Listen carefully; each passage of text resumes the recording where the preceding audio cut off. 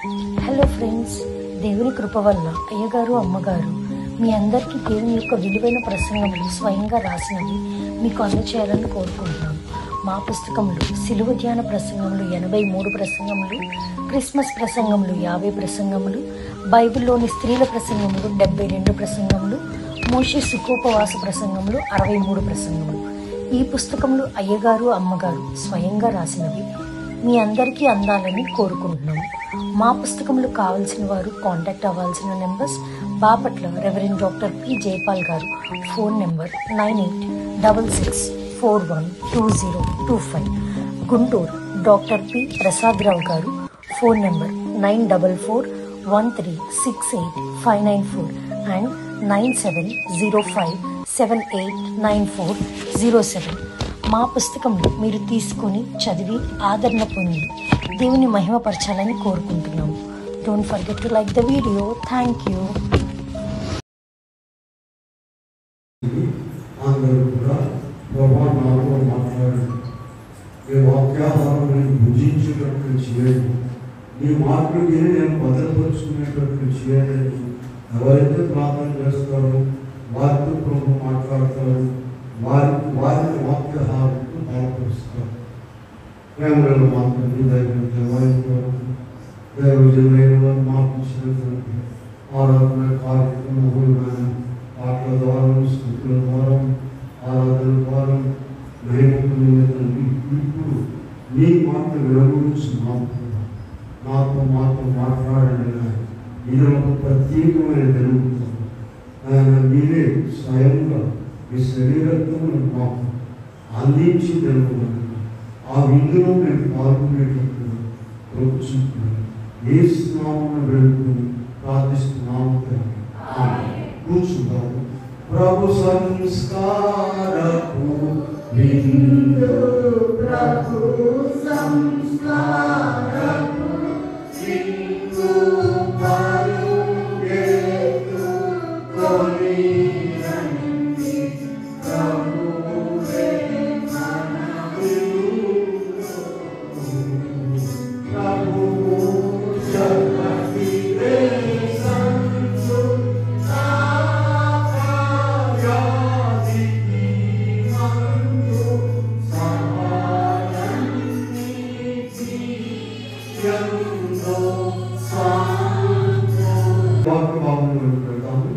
ఆది కాండము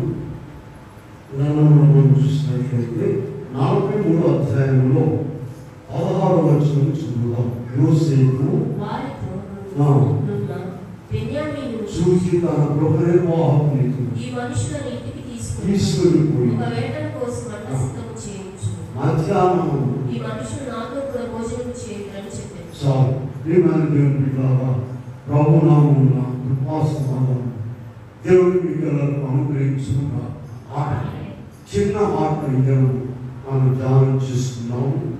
సంస్కారం పెడుతున్నాము కనుక ఆది కాండము 43వ అధ్యాయంలో 16వ వచనంలో చివరి మాట, ఈ మనుషులు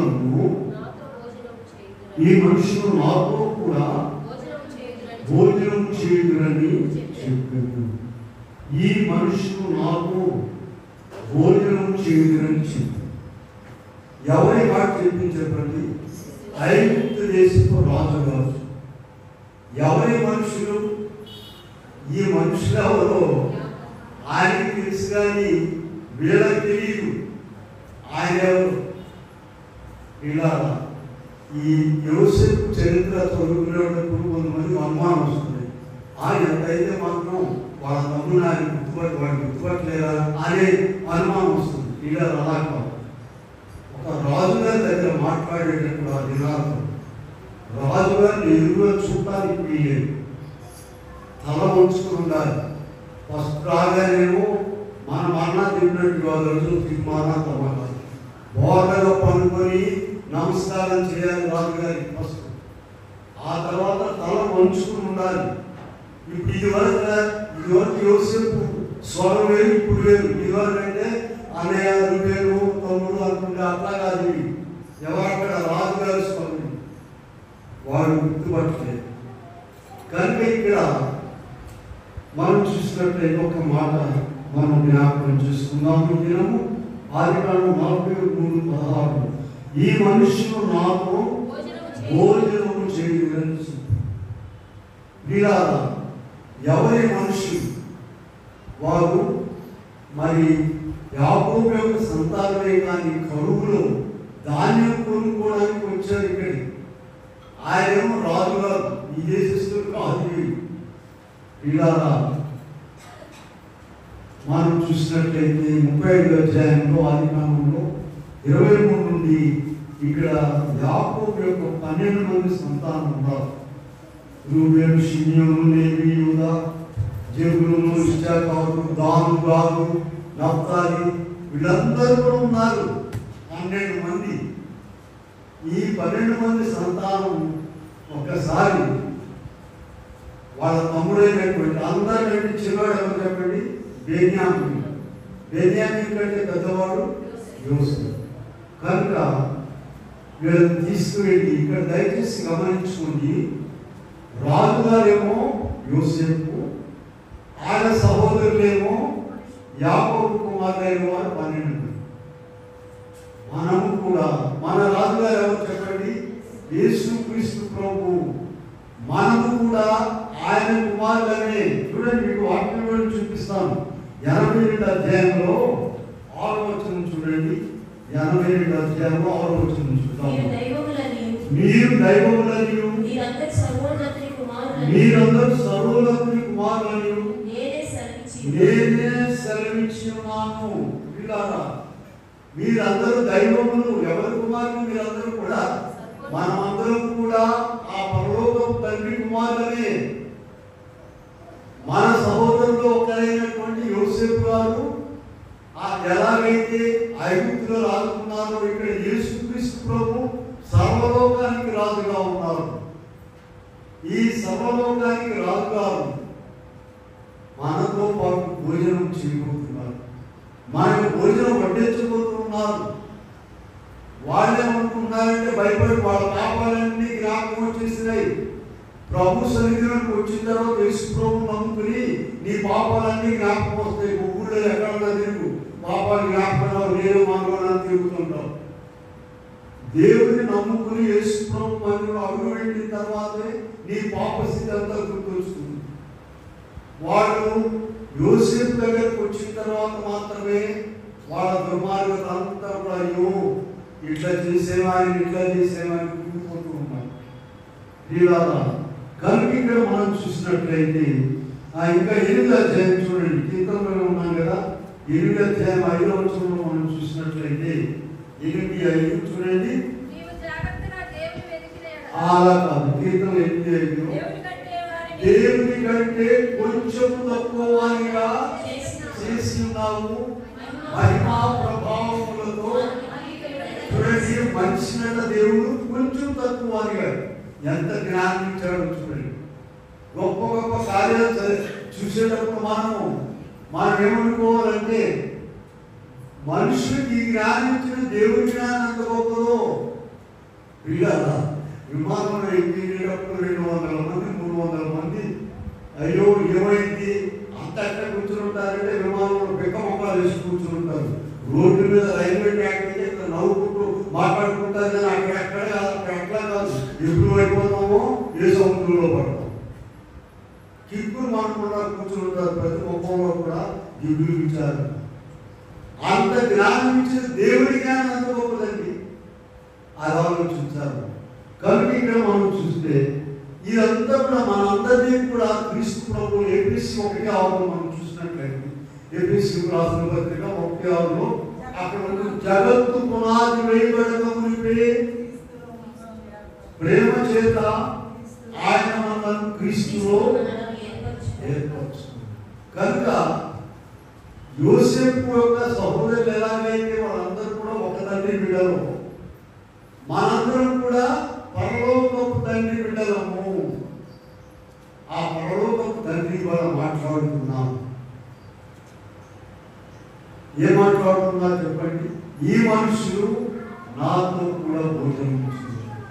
ఒక రాజుగారితో భోజనం చేయడం అంటే మాట్లాడి ఇదిగో వీళ్ళందరూ కూడా పాపం చేసి తప్పిపోయారండి.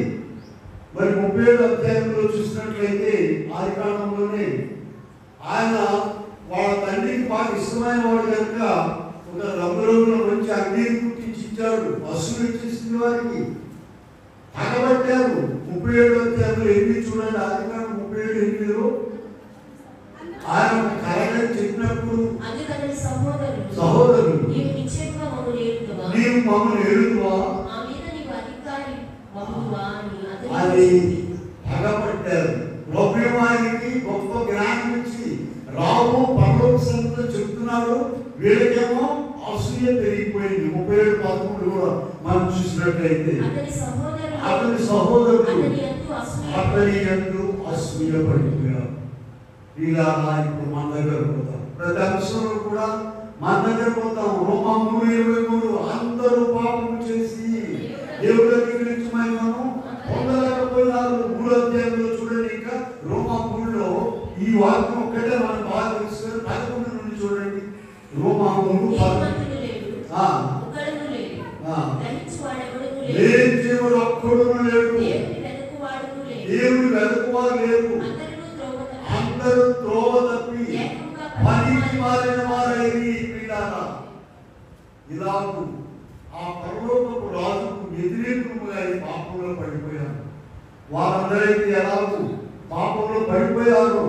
అలాగే యెషయా 53లోనైతే ఇంకా యెషయా గారు అసలు జరగబోయే విషయాలన్నీ రాశారు. 4వ వచనం నుండి మనం చూస్తే 53 నిశ్చయముగా అతడు మన రోగములను భరించెను, వ్యసనములను వహించెను, బాధింపబడిన వారిగా వీళ్ళ ఎంత శ్రమ పెట్టారు చూడండి. ప్రభువుని శ్రమ పెట్టారు. ఇదిగో ఈ సహోదరులు భయపడుతున్నారు. ఇప్పుడు ఇంటికి తీసుకెళ్తే ఇంటికాడ అంటారేమనుకుంటున్నారు. ఆయనేమో ఆయన ఉద్దేశం చెప్పండి, బ్రహ్మాండమైన భోజనం పెట్టాలని. రాజుగారింట్లో భోజనం ఏమనుకున్నారండి, మనలాగా ఉప్పు చెప్పుకొని కారం వేసేవాడు కాదండి. పాకశాస్త్రంలో నిపుణులైన వారు ఉంటారు రాజ్యం మొత్తం మీద, వాడు చేసే వంటలు. వీళ్ళేమనుకుంటున్నారు, ఇంటికి తీసుకెళ్ళి తంతారేమో పాడేసి అనుకుంటున్నారు. కాదు, ఆయన ఎందుకు తీసుకెళ్ళాడు, మంచి భోజనం పెట్టడానికి. చూడండి వీళ్ళు ఏం చేశారో చూద్దాం. 37వ అధ్యాయంలో ఆదికాండం 37:20లో చూసినట్లయితే యోసేపు వచ్చినప్పుడు ఆయన తెచ్చిన మంచి పదార్థాలను తింటూ వీరిని చంపి గుట్టలో పడేద్దాము. 24వ వచనం చూసారా, 37వ అధ్యాయంలో అతన్ని పట్టుకొని గుంటలో పడదోశారు. చంపి గుంటలో వేద్దాం అనుకున్నారు. ఇగో ఇప్పుడు కూడా మనం శిలువ శ్రమ జాని కాలంలో ఉన్నాము. కల్వరి శిలువలో ఉన్నటువంటి ఆ ప్రభువును చంపి వేద్దాం అనుకుంటున్నాము. వారెవరో కాదు, మాటలు కదండి, ఆనాటి యూదులే నిన్ను చంపి నన్ను పొంది, ఆనాటి యూదులే నిన్ను చంపి నన్ను పొంది,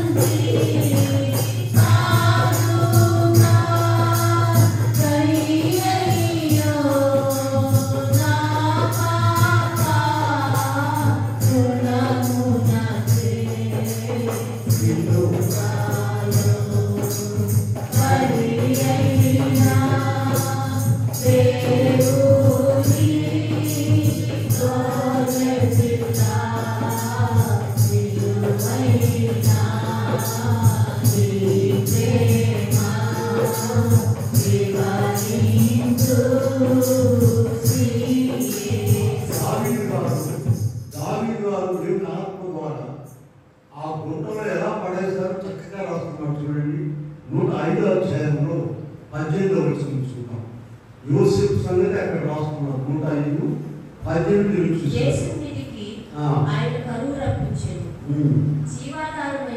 సంఖ్యల చేత అతని కాడు నొప్పించిరి, ఇరుము అతని ప్రాణమును ఉరికినే పడేలేదని గుంటలో.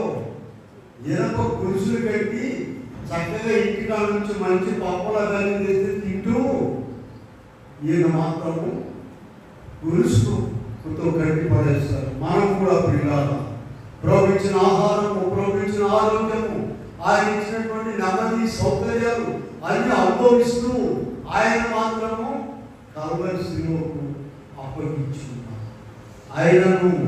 ఆయన తన గొప్ప ప్రేమను బట్టి చివరికి ఏం చేశారు తెలుసా? 37 వచనంలో చూస్తే, ఆదికాండము 37:28 చూస్తే వాళ్ళు 20 తులముల వెండికి ఆమె వేశారండి. మనకు వాళ్ళు అసలు తగ్గదనుకున్నారు, కానీ పెద్దవాడు బెన్యామీనయ్య ముందు షిమ్యోను వద్దని చెప్పేసి, రూబేను వద్దని చెప్పేసి బతిమాలి అమ్మేశారు.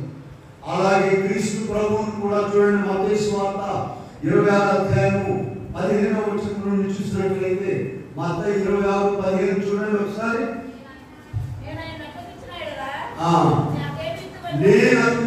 నేను మీకు అప్పగించిన ఎడలా మీరు నాకేమిద్దురని 30 వెండి నాణెములను తూచి ఆయనకి ఇచ్చారని. చూసారా? అటువంటి గొప్ప దేవుడు, అటువంటి గొప్ప రాజు. ఇదిగో ఈ మనుషులు నాతో భోజనం ఉంచింది. భోజనం అంటే ఏంటనుకున్నారమ్మా? చుట్టాలు వస్తారు కదా, కాబట్టి ఇప్పుడు చుట్టాలు ఎవరు ఎడపక్క వాళ్ళు బంధువులు ఉంటారుగా, వస్తారు. వాళ్ళు వస్తారు. మాదిలో అయితేనేమో వేడి నీళ్ళు పోస్తారు. వాళ్ళకి పొద్దున్న వేడి నీళ్ళు ఇంకా కాస్త మంచి ఇప్పుడు ఇంకా భోజనం దాకా ఎవరు పోతారండి? భోజనం దాకా వెళ్ళడం అనేది మాట్లాడిన పని కాదు. ఆ తిప్పిన వారికి ఇంకా కొంచెం ప్రేమ ఉంటే, ఇంకా అప్పుడు నేను చేద్దాను కొంచెం ఇంకా ప్రేమ ఉంటుంది. ఇంకా ఏ ప్రేమ లేదనుకోండి, టీనేజ్ జన్మనండి, లోపల ఆటో సౌకర్యం తీయాలి. వాళ్ళకేంటి గెట్ అవుట్ వెళ్ళమనండి. సరే సరే అయ్యా పదండి, పాలు లేవు, ఆ స్టవ్ లేదు, అందుకని నాకు ఇచ్చేవాళ్ళు పదండి. వీళ్ళ భోజనం దాకా తీసుకెళ్ళేది ఎవరండి చెప్పండి? భోజనం మనిషి కనబడి అమ్మ ఉండండి, అప్పటికప్పుడు ప్రేమ అట్లయితే కోళ్ళే వస్తాయా, ఏవి కావాలంటే ఎగ్స్ వస్తాయి, ఐటమ్స్ వచ్చి పడతాయండి, ఐటమ్స్ ఇచ్చేస్తాయి. రండి రండి భుజించి. వీళ్ళ క్రీస్తు ప్రభువు కూడా, యోసేపు కూడా ఎవరో వాళ్ళు ధాన్యం కొనుక్కోవడానికి కరువులో వచ్చిన వాళ్ళని తీసుకెళ్ళి రాజుగారు వాళ్ళతో పాటుగా భోజనం చేయడానికి ఆయనే వడ్డించాడంట యోసేపు. వంతులు ప్రియుల మనలను కూడా క్రీస్తు ప్రభు చేర్చుకుని, ఎటువంటి వారండి? ఆయన ఒంట్లో వేసిన వారు మనము, ఆయన శిలువకు అప్పగించిన వారు మనము, ఆయన అమ్మి వేసిన వారు మనము. అటువంటి వారమైన మనలను మనతో ఏం మాట్లాడుతున్నాడంటే, ఈ మనుషులు నాతో భోజనం ఇచ్చింది. వీళ్ళ ఆయన గొప్ప కృపను బట్టి మరలా వారిని చేసుకున్నారు.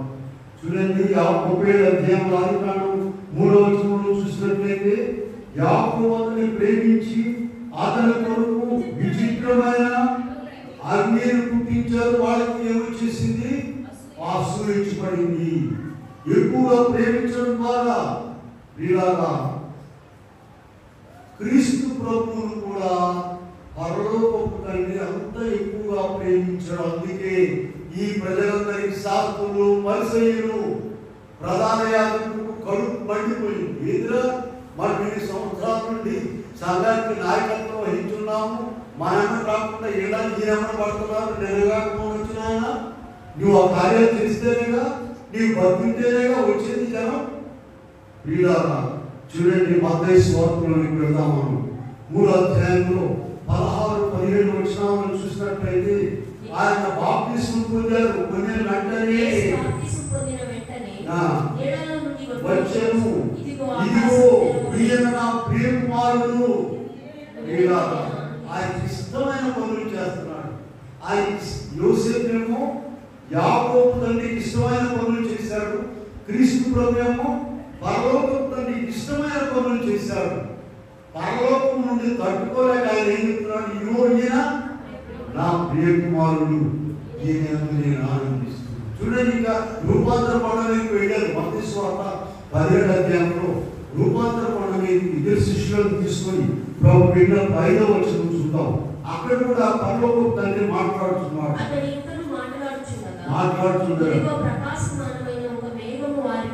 ఒక మేఘము వారిని కమ్ముకొని ఇదిగో ఈయన నా ప్రియ కుమారుడు. ఎంత గొప్ప స్టేట్మెంట్ ఇచ్చారు. ఈ మాటలు మిగిలిన వారికి అసూయ కారణమైంది. ఏమండి, వాళ్ళు ఎవరైనా 4 దినాలు సమాధిలో ఉన్న లాజరును లేపారా? లేకపోగా ఈయన చెప్పాలంటే వీళ్ళని కుష్ఠరోగులను బాగు చేశారు, మరి నడుమరిపోయిన ఆమెను బాగు చేశారు, ఎంతో మందిని బాగు చేశారు, ఆహారం లేని వారికి పంచిపెట్టారు ఆహారం.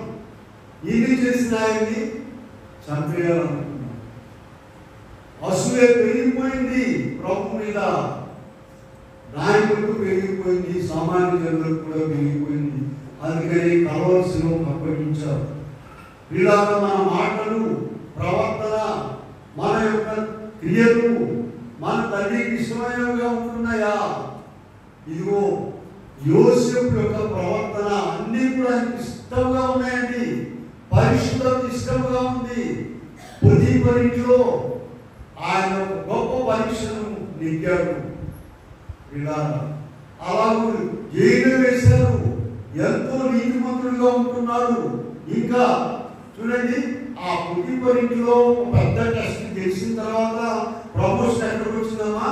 జైల్లోకి వచ్చింది. ఇదేనా మనమైతే ఈ భక్తి తిప్పి వదిలేసి మందిరానికి రాకుండా ఇది ఎంత నష్టమా మనకి? ఇది ఏంటంటే ఎలా ప్రార్థన చేస్తుంటే ఆయన అనుకుంటాం.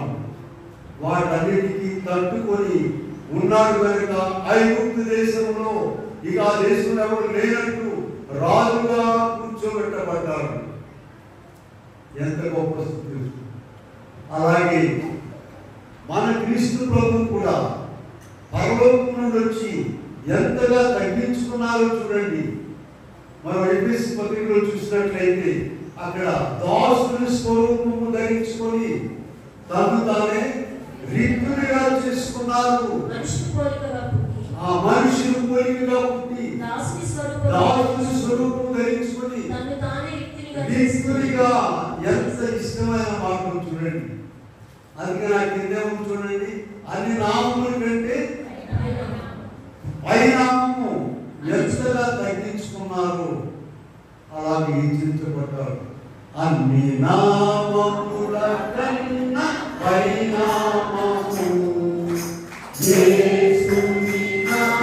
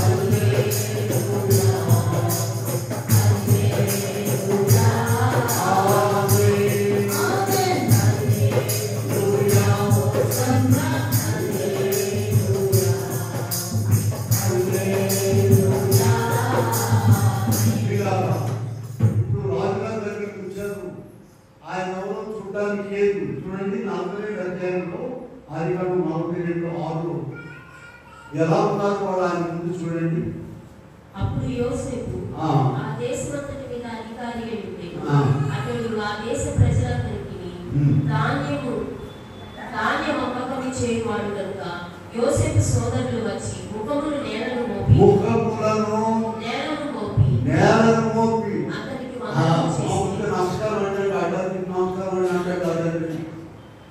ముఖములు నేలను మోపి ధనం పెట్టారు. ఎవరినండి? సొంత సహోదరునికి. మనం కూడా పరలోకపు తండ్రి కుమారుని చూపించాలి. గుర్తుందా మీకు? రిఫరెన్స్ గుర్తుందా?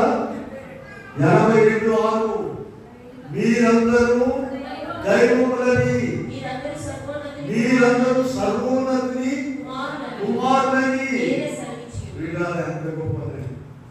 మరి ఏమైంది? సర్వోన్నతుని కుమారులందరూ కూడా 7 తప్పేవాడు, 3 తప్పేవాడు, 10కి వచ్చేసరికి గొప్ప IAS పాస్ అయినట్టు 10th పాస్ అవ్వడు. ఎందుకని? వీడిలాగా అక్రమస్తులైపోయి దేవునికి దూరం అయిపోయారు.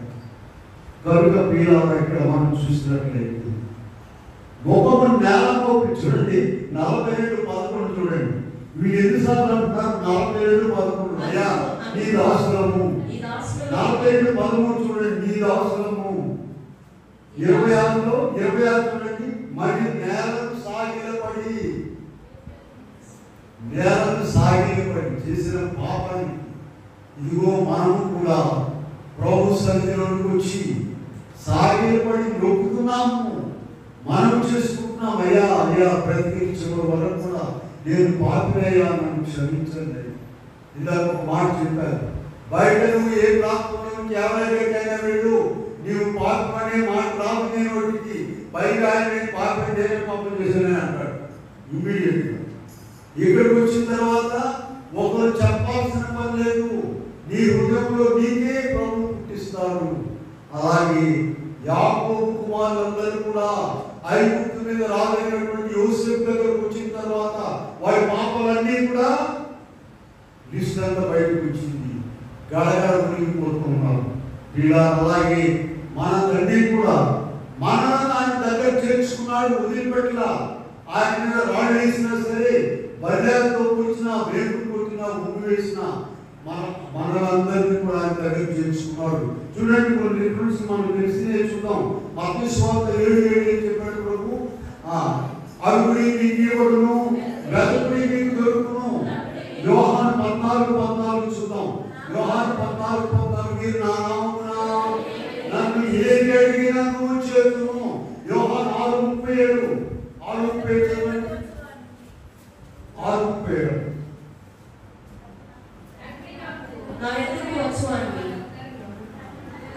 నా యొద్దకు వచ్చువానిని బయటికి తోసివేయను.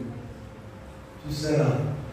మత్తయి సువార్త 11:28 ప్రయాసపడి భారం మోసుకుంటున్న సమస్తమైన వారులారా, వీళ్ళందరూ ఎవరండి? సమస్తమైన వారు, గొలుసుతో కట్టాను గుంట్లో పడేస్తున్నారు.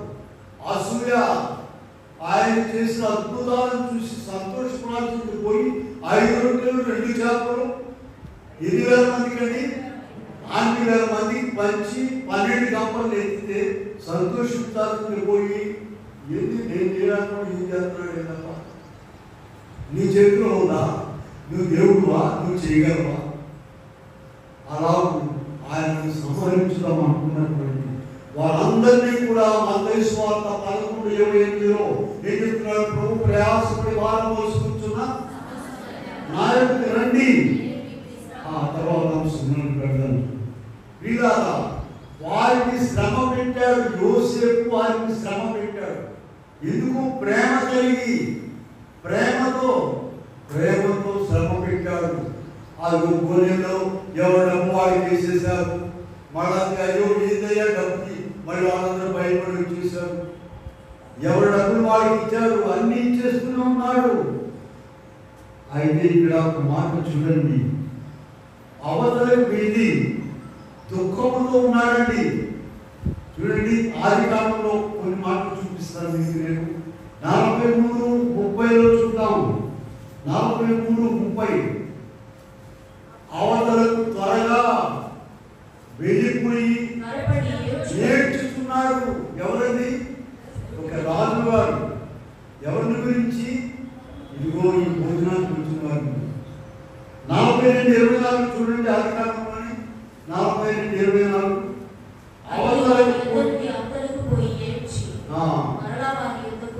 చూసారా? వారి గురించి ఎంతగా దుఃఖిస్తున్నాడో చూడండి. వాళ్ళేమో బాధ పెట్టి అవతలకి నవ్వుకోట్లా సినిమాల్లో దాకా. వాళ్ళు బాధపడుతుంటే ఆయన కూడా ఎంతో బాధపడుతున్నాడు. మన దేవుడు కూడా చూడండి, యెషయా 63:9 చూద్దాం. యెషయా 63:9 వారి బాధలో ఆయన బాధను దేవుడు. మన బాగు మంచి పడుకుంటే శ్రమతో మురిగిపోతుంటే ఆయన సంతోషిస్తున్నాడు అనుకోవాకండి. ఇలా వారి యావత్ బాధలో ఆయన బాధ నుండేను తన సన్నిధి దూత వారిని రక్షించాడు.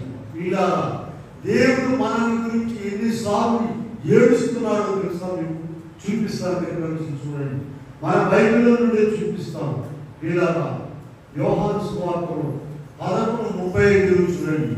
లాజరు సమాధి దగ్గర 11:35 యేసు కన్నీళ్లు విడిచారు. చిన్న వచ్చిన వాడే యేసు కన్నీళ్లు విడిచారు. అందరూ ఏడుస్తున్నారు, ఆయన కూడా కన్నీళ్లు విడిచేసి. ఇంకా చూడండి, ఇర్మియా గ్రంథంలోకి వెళ్దాం. ఇర్మియా గ్రంథంలో మనం చూసినట్లయితే 13:17 చూద్దాం ఒకసారి. చూడండి, 13వ అధ్యాయంలో 17 వచ్చింది.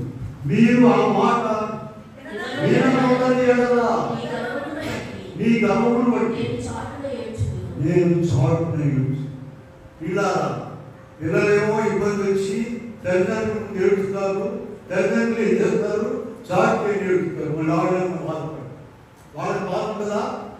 చూడండి, చాటున ఏడ్చుకుని ఎన్నో ఉన్నారు కదా. ఇంకో మాట చూద్దాం. చూడండి, 48:32 కూడా చూద్దాం. 48:32 నేను నిన్ను కూర్చి ఏడ్చుతున్నాను అనే మాట ఉన్నాయి. ఆయన ఏడుస్తున్నాడు మన గురించి. పిల్లారా, ఇంకా ఇశ్రాయేలు గురించి అయితే, ఐగుప్తు బయలుదేరి వచ్చిన వారి గురించి అయితే ఒక మాట చూద్దాం. చూడండి, 78 వచనంలోకి వెళ్దాం.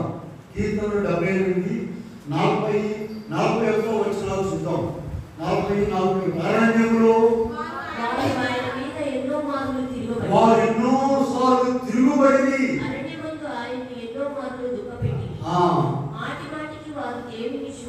శోధించి ఎడారిలో దుఃఖము కలిగించారు. ఎన్నోసార్లు చూడండి, ఎన్నోసార్లు. ఎవరికండి? ఇదిగో ఈ మనుషులతో కూడా నేను భోజనం చేస్తాను. రాజుగారి ఇంట్లో భోజనం అంటే బాబు రాజుగారి పదం మీద ఇందాక చెప్పుకున్న మామూలు మన ఇళ్లలో భోజనాలు కాదు. రాజ్యం అంతటిలో పాకశాస్త్రంలో నిపుణులైన వారు ఉంటారు. అక్కడ వంట ఉల్లిపాయలు కోసేవాడు కూడా ఎక్స్పర్ట్ గా ఉంటాడు. తాలింపు వేసేవాడే కాదు. అటువంటి భోజనశాలలో రాజుగారితో పాటుగా ఎవరిని దుఃఖ పెట్టారు, ఆయన్ని బాధ పెట్టారు. ప్రాణం మీద పోతా ప్రాణం అన్నట్టుగా అటువంటి వారి మీద చూడండి. ఈనాడు కూడా ప్రభు విందు ఏర్పాటు చేశాడు మన కొరకు. ఏదో ఒక వంక పెట్టుకొని ఎక్కడే వాళ్ళు ఉన్నారు. సంస్కారం మీద లేదు, మామూలుగా రెండో ఒకటే. ఎవరో వస్తాడని ఫోన్ చేస్తే చుట్టాలు అందరూ పెట్టారు. ఇక వాళ్ళ ఎదురు చూసుకుంటారు. ఇల్లు వాళ్ళు వచ్చి టీ రెడీ పెట్టి ఇలా అయ్యారు. అసలు పాట పాపి పాపి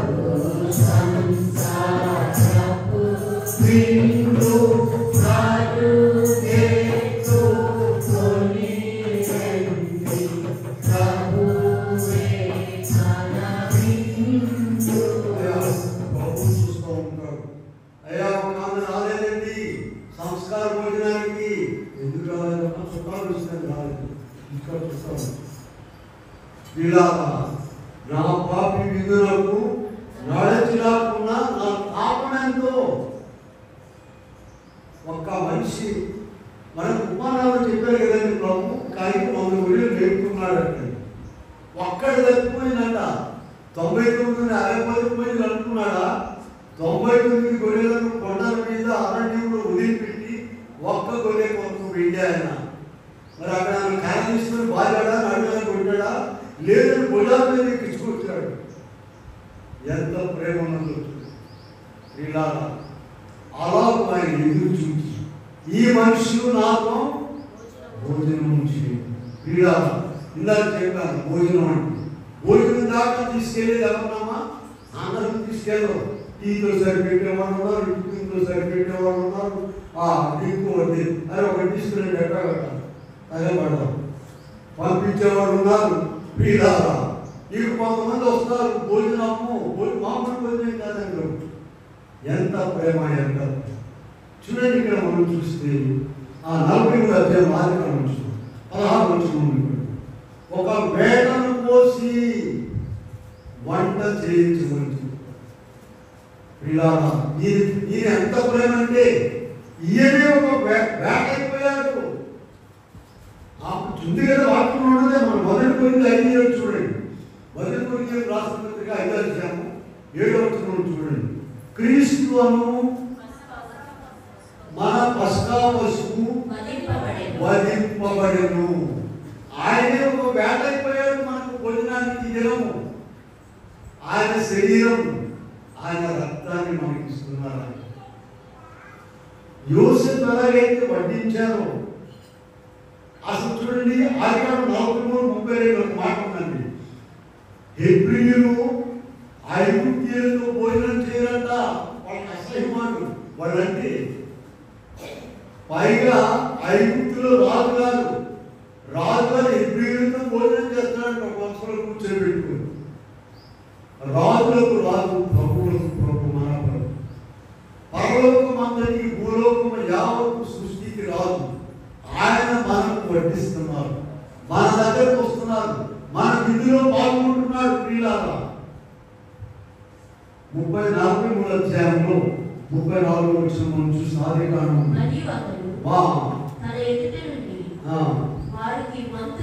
వంతులెత్తి ఒక్కొక్కరికి ఎంత తాయా, ఇగో ఈ ముక్కలు వేసుకో, నువ్వు వేసుకో, ఇది వేసుకో. ఒక రాజుగారు వాళ్ళందరినీ కూడా బతిమాలు పట్టిస్తున్నాడు. ఇప్పుడు మన రాజు గారి దగ్గరికి వద్దాం. లూకా 12:37 లూకా సువార్త 12వ అధ్యాయము 37.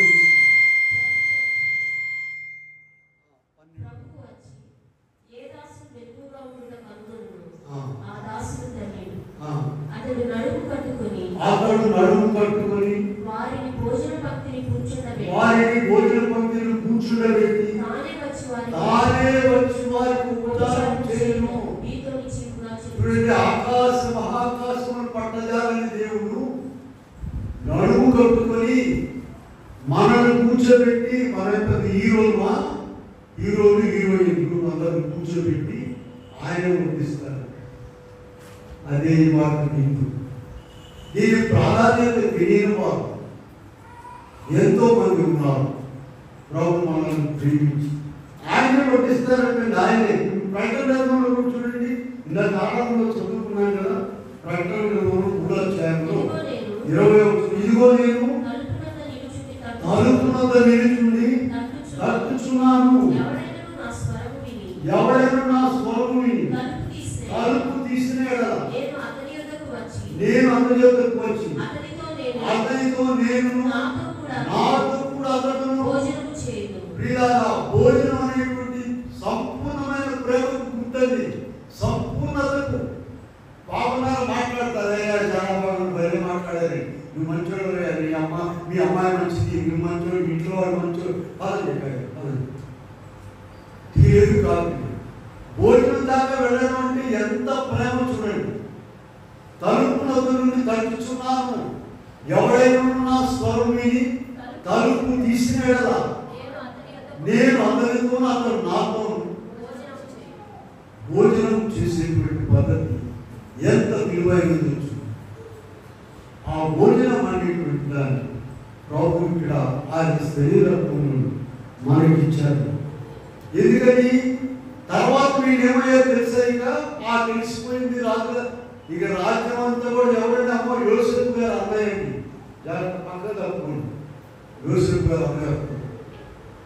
వీళ్ళ రాజుగారి సొంత అన్నారు, ఇక వాడు గోషెను దేశంలో ఉంచారంటే సారవంతమైన దేశం అంటే.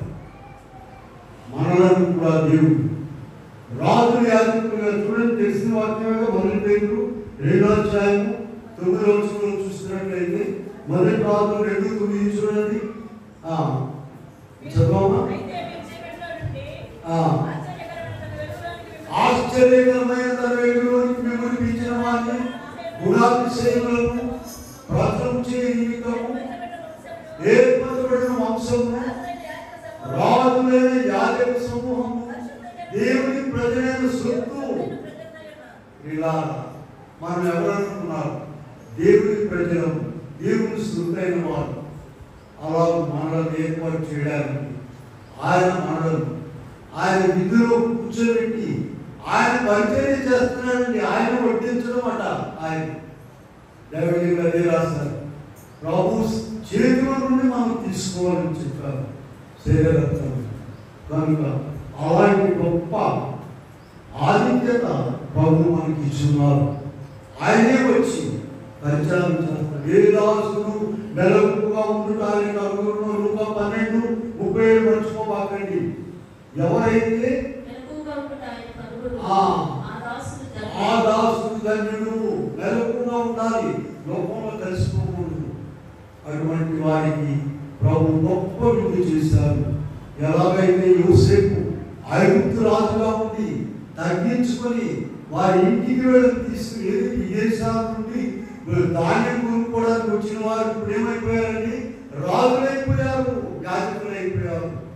మనం కూడా మన గొప్ప తండ్రి, మనలో గొప్ప తండ్రి నిరాశ, దిగులు, విచారం, చింత ఏమి ఉండడానికి వీలేదండి.